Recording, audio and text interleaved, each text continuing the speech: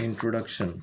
Two roads diverged in a yellow wood, and sorry I could not travel both, and be one traveler.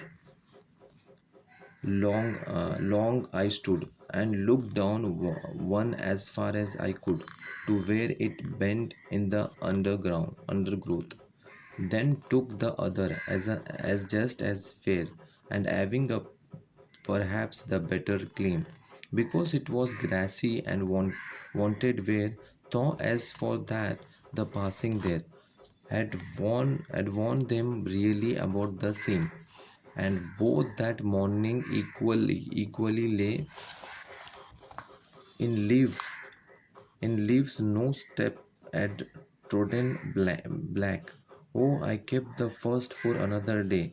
At knowing how way leads on to way, I doubted if I should ever come back. I shall be telling this with a sigh. Somewhere ages and ages ends. Two roads diverged in a wood, and I took the one less travelled by, and that was made all the difference. This beautiful poem by Robert Frost explains the power of the path that you choose. You can choose the easy path on which everyone is already walking, or you can decide that you want to take the hard path. The truth is that most things you would like to have or achieve are never easy. They take time, efforts, and focus. That's why choosing to take the hard path will make all the difference in your life.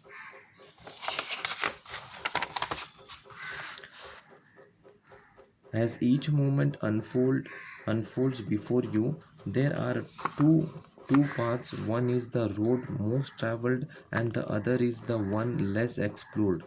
If you are striving to reach your goals and manifest your dream, it's up to you to choose which path will lead you to them.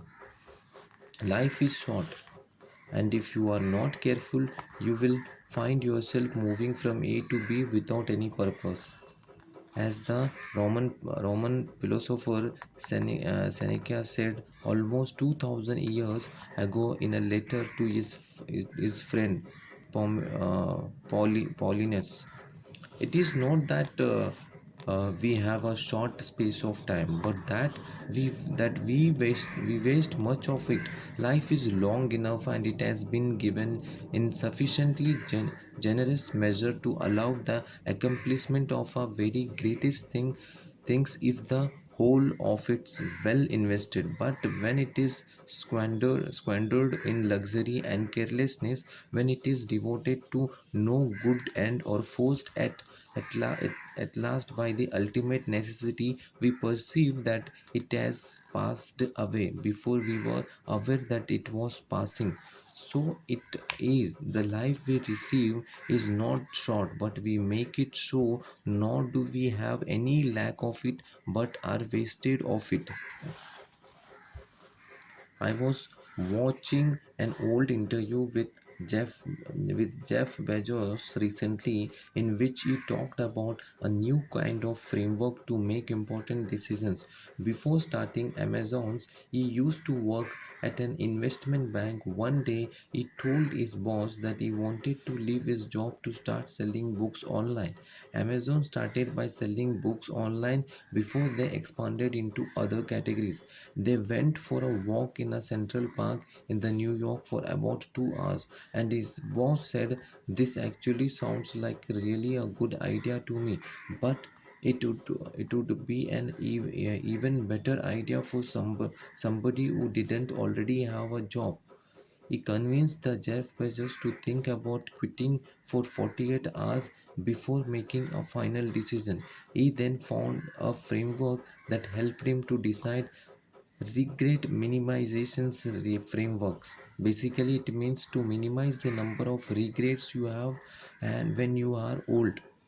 Here is when Jeff Bezos said, "I wanted to project myself forward to the age of 80 and say, okay, I'm looking back on my life. I want to minimize the number of regrets I have." And I knew that when I was 80, I was not going to regret having tried tried this, I was not going to regret trying to participate in this thing called the internet that I thought was going to be really big deal. I knew that if I failed, I wouldn't regret that. But I knew that one thing I might regret is not ever having tried. I knew that that would haunt me every day. Imagine you are almost 80 and looking back at things and wishing you did something differently, and you will regret all the moments you wasted being lazy and sitting on a couch watching TV for no reason and spending hours each scrolling aimlessly through your social media feed with no purpose. Think about this for a few minutes. What will you regret when you are 80 years old? Here are a few regrets that you might have: not doing what you love, being lazy, wasting your time, not spending more time with your family, not taking care of your health, working hard for nothing in return, not traveling when you are young, not enjoying your life to the fullest. It's time to stop making excuses about why you can't do the things you want to do. Instead, start asking yourself questions about how you can do the things you want to do. It will force your mind to find a way. There is never a perfect time. The best time is always now.